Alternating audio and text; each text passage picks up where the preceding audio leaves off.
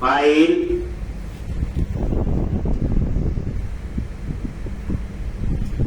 Add new project और यहां पे एमपीसीडी यहां चूज करना है क्लास लाइब्रेरी। ये first option class library project for creating a class library that targets .NET और .NET स्टैंडर्ड। इसका मतलब ये है ये क्लास लाइब्रेरी .NET कोर पे भी चलेगी और .NET स्टैंडर्ड पर आएगी। लैंग्वेज क्या आपकी C#। पहली बात है ये क्लास लाइब्रेरी है, कंफ्यूज नहीं होगी, ये क्लास है। बस फर्क कितना है, ये कंपाइल्ड क्लास जो हम आज से पहले पढ़ते आए हैं that is non compiled classes and compiled with project. ऐसे होता है। आप C++ में क्लास बनाते हो, प्रोजेक्ट कंपाइल करते तभी होती कंपाइल होती non compiled classes that compile with project जो हम आज से पहले तक प्रोजेक्ट में बना रहे हैं। आप देखेंगे कंपाइल्ड क्लासेस, आप ये देखो हम यूज करते थे SQL connection, SQL command, SQL data reader, ये क्लासेस यूज। अब वो क्लासेस कौन सी है, उनका सोर्स कोड तो हमारे पास है ही नहीं, इसका सोर्स कोड तो माइक्रोसॉफ्ट के पास है। वो कौन सी क्लासेस है, कंपाइल्ड। सोर्स कोड नहीं है, F12 से सोर्स कोड नहीं आता, वो डिक्लेरेशन होती है, वो कंपाइल्ड क्लासेस है। आप बोलोगे क्या फायदा हुआ, उन्हें हम लोग एक से ज्यादा प्रोजेक्ट्स में यूज कर सकते हैं। आपने देखा नहीं SQL कमांड कितने कितने प्रोजेक्ट में यूज की है, तो उसका स्कोप कितना हुआ, मल्टीपल प्रोजेक्ट। तो जो क्लासेस हम कल तक पढ़ रहे थे वो नॉन कंपाइल्ड क्लासेस थी, प्रोजेक्ट के साथ कंपाइल होती थी और उनका स्कोप कितना था, विद इन द एप्लीकेशन। अब हम सीखने जा रहे हैं माइक्रोसॉफ्ट की तरह कंपाइल्ड क्लासेस और जिनको हम एक से ज्यादा प्रोजेक्ट में यूज कर सकते हैं। और जो चीज पहले से कंपाइल हो परफॉर्मेंस भी बेटर होती है। कोड हाइड होता है, कोई इस कोड को चेंज नहीं कर सकता, उसमें पूरा कंट्रोल होता है जिसने वो क्लास बनाई होगी। अब पढ़ने जा रहे हैं हम लोग कंपाइल्ड क्लासेस जिन्हें हम एक से ज्यादा प्रोजेक्ट में यूज कर सकते हैं। एक और वो जो चीज पहले से कंपाइल्ड हो तो परफॉर्मेंस भी बेटर होती और कोड पे भी पूरा कंट्रोल होता है। अब सेक्शन पढ़ी होगी आप लोगों ने, क्या होती,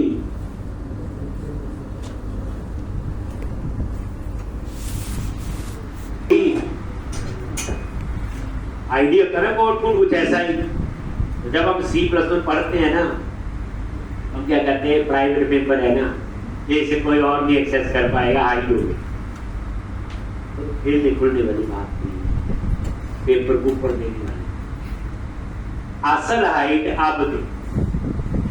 अब सेक्शन असल ये जो मैं क्लास लाइब्रेरी बनाऊंगा इसका किसी को भी कोड नजर नहीं आएगा, कोड पूरा इसका हट। अब आपके प्रोजेक्ट में आप सेक्शन भी अप्लाई होगी, ध्यान देना मैं बताऊं। ये जो बच्चे क्लास लाइब्रेरी होती है इनको हम DLL भी कहते हैं। क्या कहते हैं, DLL, डायनामिक लिंक लाइब्रेरी। क्या बोलते हैं, इनकी एक्सटेंशन होती है .DLL, dynamic link library. DLL क्या होती है, कंपाइल्ड क्लासेस जिन्हें आप एक से ज्यादा प्रोजेक्ट्स में यूज कर सकते हैं, परफॉर्मेंस बेटर होती है। अभी आप सर्च करो अपने सिस्टम पे जाके, वहां लिखो star.dll, नंबर ऑफ DLL होगी आपके प्रोजेक्ट, आपके सिस्टम पे। कोई MS वर्ड ने यूज की, कोई MS एक्सेल ने, हम उन्हीं की बात कर रहे हैं। अभी कोई मैसेज आ जाए DLL मिसिंग, हम डर जाते हैं, वो मेरा सिस्टम की फाइल उड़ गई कोई ना कोई। लेकिन अब नहीं डरो, क्योंकि अब हम खुद DLL बनाए। तो कंफ्यूज नहीं होना, डीएलएल क्या होते हैं, कंपाइल्ड क्लासेस। इनको हम लोग असेंबलीज भी कहते हैं। क्या कहते हैं? असेंबली।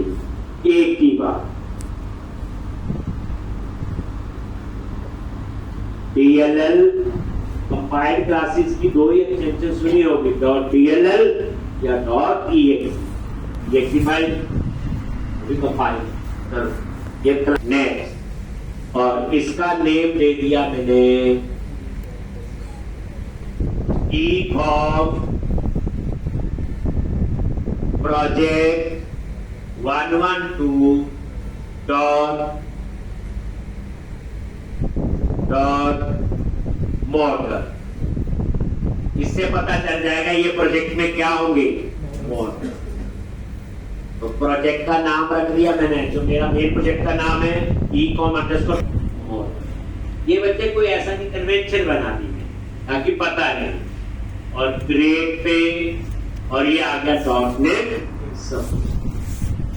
ये क्लास लाइब्रेरी एक प्रोजेक्ट में ऐड हो जाएगी।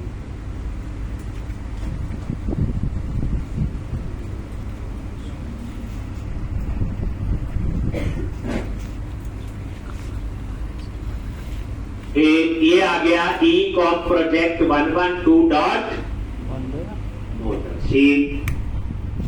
अब इसी तरह से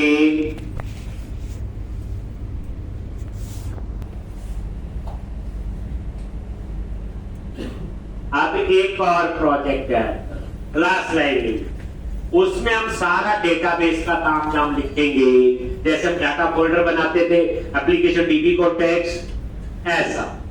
तो उसके लिए एक और file add new project, again choose करो क्लास लाइब्रेरी, ये आ गया लेफ्ट एंड नेक्स्ट, और इसका नाम क्या रखोगे, ECOM underscore project underscore 112 dot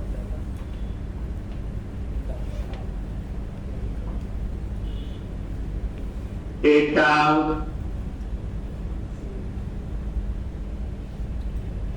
access. Project का नाम लिख दिया ECOM underscore project underscore 112 dot data access.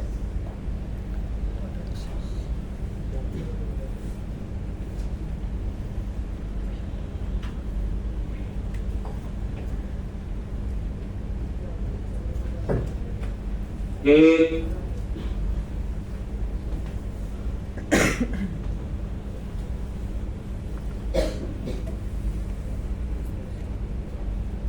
Click on net, और डॉट नेट एक लॉन्ग टर्म सपोर्ट और ग्रेड। तो एक क्लास लाइब्रेरी और ऐड, एक और ऐड करनी है क्लास, जिसमें क्या करेंगे, यूटिलिटी। उसमें हम कॉमन चीजें लिखेंगे, जैसे ईमेल का कोड है, एक बार लिख लो पूरे प्रोजेक्ट में चाहिए, पेमेंट का कोड है, एक बार लिख लो पूरे प्रोजेक्ट में, ऐसे और भी कई चीजें हो। फाइल ऐड न्यू प्रोजेक्ट, याद रखना जब मैं हमेशा, जैसे मेरा पूरा सिलेबस है, आगे एंगुलर रिएक्ट नोड के कुछ पढ़ते रहेंगे। एक मेन टेक्नोलॉजी हर बच्चे को आनी चाहिए, जितने कंसेप्ट उसमें क्लियर होते हैं उतने बाकी में क्लियर नहीं होते। चाहे वो जावा आती हो, चाहे वो PHP आती हो, चाहे पाइथन हो, और क्योंकि जो स्ट्रक्चर, जो सॉलिड जो हम यहाँ यूज करते हैं, बाकी टेक्नोलॉजी में हम कर ही नहीं पाते उस तरह से। एक तो नॉलेज की कमी, एक उस लैंग्वेज के अपने कंस्ट्रेंट। तो इसलिए एक मेन टेक्नोलॉजी अगर आती हो तो हम लोग कम से कम ये तो सीखेंगे कि स्ट्रक्चर कैसा बनाना बने, सबसे पहले तो यही पढ़ेंगे। क्लास लाइब्रेरी और इसका नेम क्या है, ECOM underscore project underscore 112 dot utility. एक then click on dot utility लिखा, बाकी सही। नेक्स्ट डॉट नेट सपोर्ट, और ये देखो कितने प्रोजेक्ट हैं, 4। मेन एक है एमबीसी, 3 आपने इसमें और चलो। अब आप ध्यान से ये क्लोज किया सारा। लो, सबसे पहले यूटिलिटी पे आओ, ये क्लास 1 ने इसे डिलीट कर दिया, डिलीट, देन ओके। फिर मॉडल पे गए, class 1 delete, okay. Data access हम खुद बनाएंगे जो हमें चाहिए हो, तो हमें इसमें कुछ नहीं है, तीनों में। अब हम इनको एक एक करके कंपाइल करते हैं, देखना आप। जैसे यूटिलिटी वाले प्रोजेक्ट पे राइट क्लिक किया, पहले क्या करो, इसे क्लीन कर। यूटिलिटी वाले प्रोजेक्ट पे राइट क्लिक किया, क्लीन। फिर इसी प्रोजेक्ट पे राइट क्लिक करो, बिल्ड कर लो, रीबिल्ड कर लो, ये कंपाइल।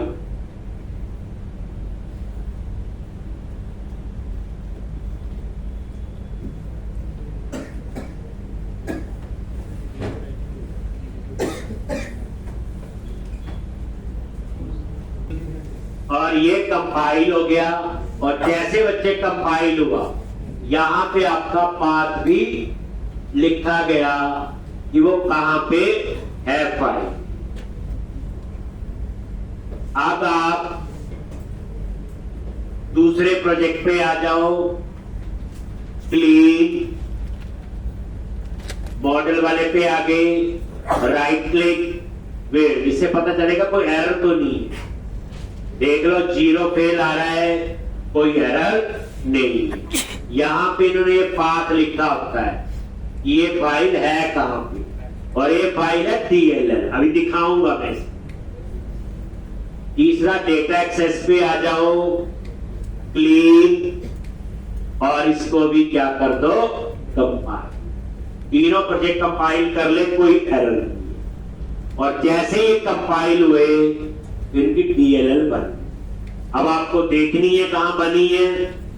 सबसे पहले यूटिलिटी वाले प्रोजेक्ट पे राइट क्लिक किया, और यहां चूज करो open folder in file explorer. मतलब है ये विंडो एक्सप्लोरर ओपन कर दे।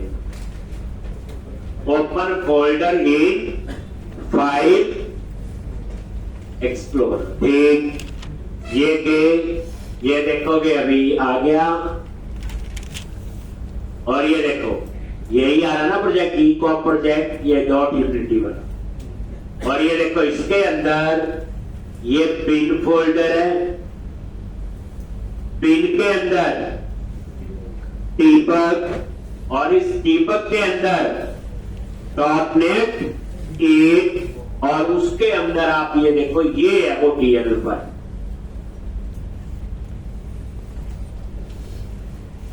ठीक, अब ये DLL फाइल मान लो मैंने आपको दे दी, लो कॉपी की, मैंने पेन ड्राइव पे डाल दी। आप घर गए और मान लो आपने घर जाके अपने डेस्कटॉप पे पेस्ट कर, ये पेस्ट हो गई। पर आप इस फाइल में ना चेंज कर सकते हो, ना कोड देख सकते हो, सिर्फ यूज कर सकते हो। यूज कैसे करेंगे वो तो मैंने आगे सिखाना है, पर कईयों का मन होता है देखे क्या पता नजर आ ही जाए। लो इस फाइल पे राइट क्लिक करो, ओपन बिल नोट, कुछ भी नहीं समझे, फिर आपने इसको ऐसे बंद। एक इस तरह से ये DLL फाइल है। आप ऊपर वाले पे आ जाओ, मॉडल पे राइट क्लिक किया, open folder in file explorer, और ये पिन फोल्डर, पिन के अंदर टीपक के अंदर .NET 8 और DLL।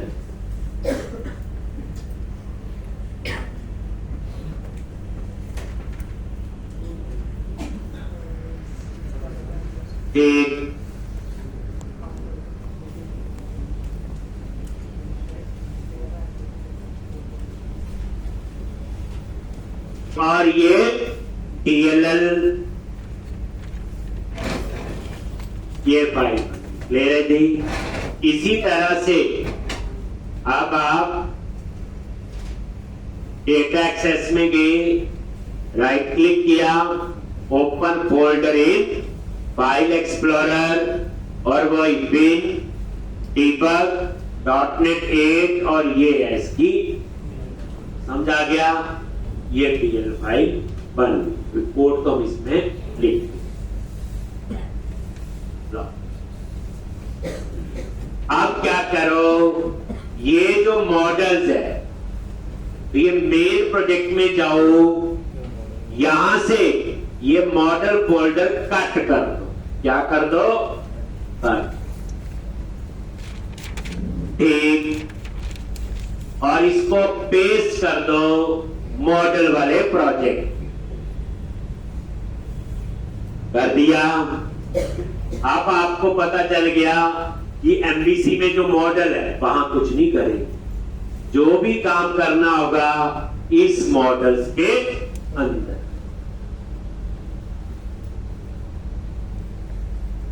एक 100 टेबल बनने हो, 500 हम यहां बनाएंगे कंपाइल क्लास। अब ये जो मॉडल फोल्डर कट पेस्ट किया, इसको मॉडल की जगह इसको फोल्डर को रीनेम कर दो और इसको बना दो व्यू मॉडल।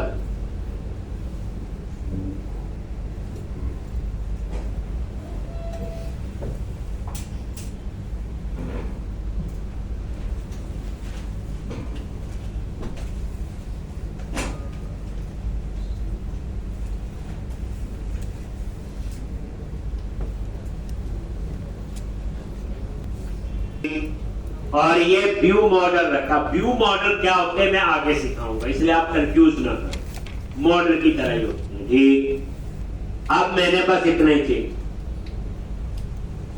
अब आप देखो व्यू मॉडल के अंदर ये क्लास है बनी हुई। ठीक, तो जब आपने बच्चे ऊपर से कट पेस्ट किया, इसका नेम स्पेस चेंज हो गया होगा, नहीं? ये देखो ऊपर नेम स्पेस क्या आ रहा है, ये आ रहा है, पर इसका नेम स्पेस ये तो नहीं है।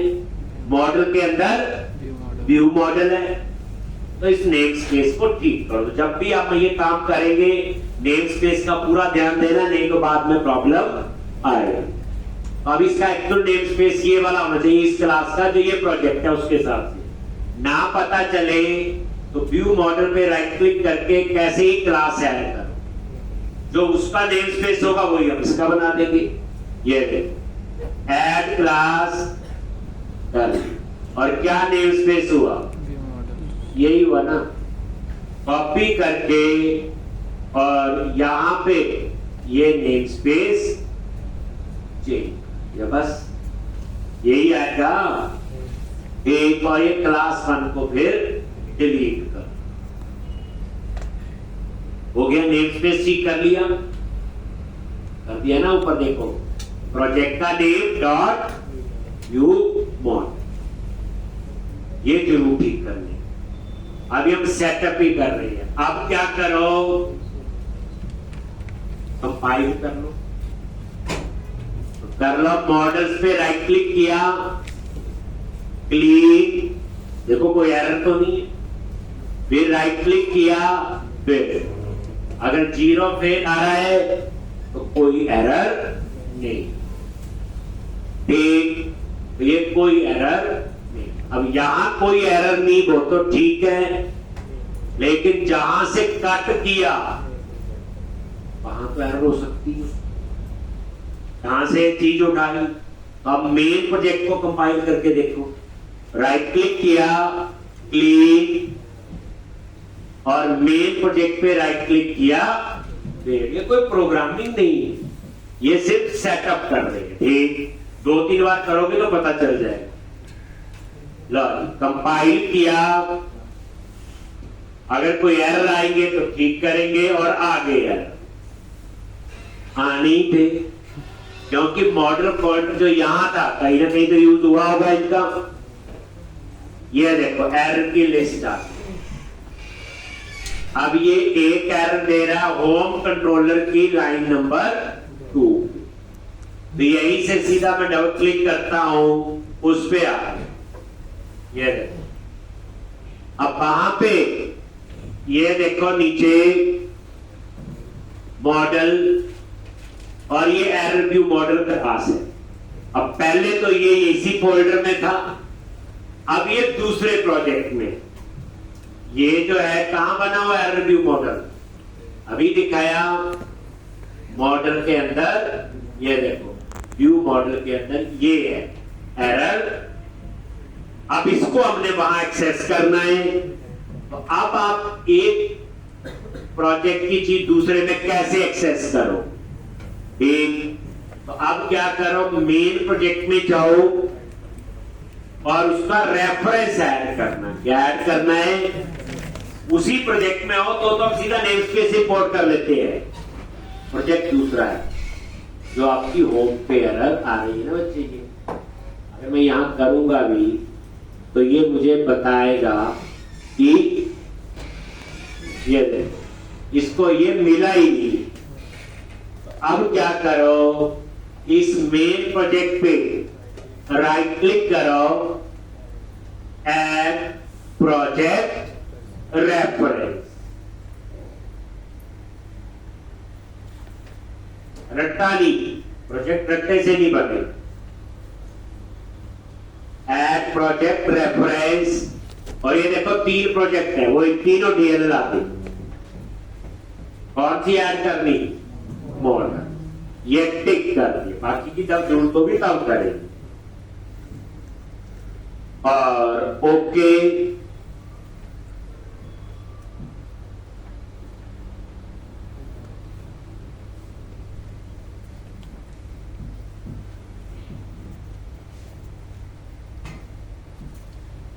और ये देखो यूजिंग, और ये आपका नेम स्पेस, ठीक। और ये देख लो ऊपर ये नेम स्पेस ऐड हो गया ना। और ये अब इसकी जरूरत नहीं, ये तो है ही नहीं, अब ये नेम स्पेस है एक। और ये चेक भी कर लो मेन प्रोजेक्ट पे डबल क्लिक करके, और ये देखोगे नीचे ये ऐड हुआ, ये देखो प्रोजेक्ट रेफरेंस लास्ट एक। चलो आप देखें एरर गई है कि नहीं, तो फिर मेन प्रोजेक्ट को कंपाइल करो। जब तक एरर नहीं जाएगी तब तो कंपाइल करके देखना है। राइट क्लिक किया, क्लीन, या कम हुई होगी एरर, लो 2 रह गई अब। और ये है ये एरर डॉट HTML शेयर के अंदर, तो ये देखो क्लिक ऑन व्यू शेयर, और इसके अंदर ये है एरर डॉट HTML, और वो ही ऊपर एरर, वो देखो पहले सीधा एक्सेस हो गया था। अब इसके आगे मुझे क्या लिखना है, नेम स्पेस। क्या नेम स्पेस बनेगा, बोलो,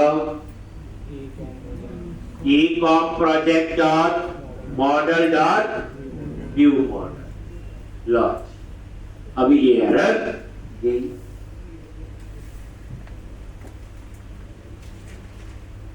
प्रोजेक्ट तो 2-3 दिन बाद शुरू होगा, अभी सेटअप ही कर हो गया।